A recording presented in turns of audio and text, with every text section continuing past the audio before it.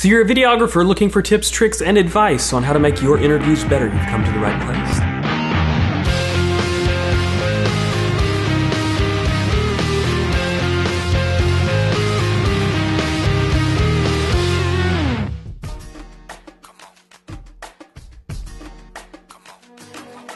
So there are a boatload of things to consider when you're lighting an interview. One of the first steps is choosing the right location.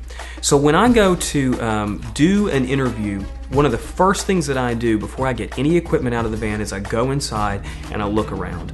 A lot of times the client or the producer on a project will have chosen a location. They may not have chosen the specific room, but they know where, what building it's going to be shot in. And so much of the time, I'll go inside, I'll look around, and there's a certain set of things that I'm looking for. First of all, it's control. Let's say you're in a hospital, in the surgical wing of a hospital, and you've got to shoot some action shots of a doctor or something like that. In a surgical wing, you can imagine that turning the lights off might be a bad thing. And so when you're choosing a location, I'm always trying to find places that I have control, that I can turn the lights off, that I can turn some of the lights off, things like that. So that's the first thing that I'm looking for when I'm choosing a location to do an interview, knowing that I'm going to light it myself. The next thing is open spaces.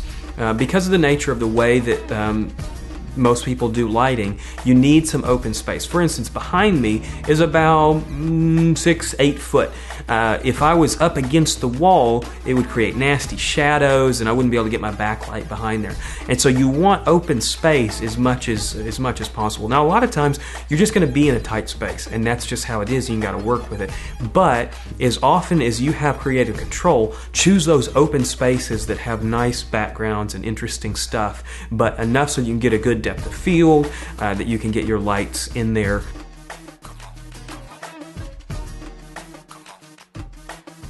Another thing to consider is color temperature.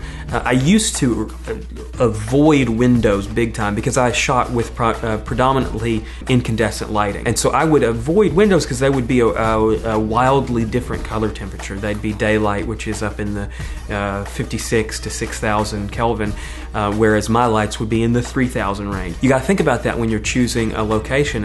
What kind of lights do you have? What kind of color balance can you match and things like that? And so you got to consider what kind of lights are already in the room. For instance, fluorescents that you find in hospitals is a good example. Hospitals are on the brain today.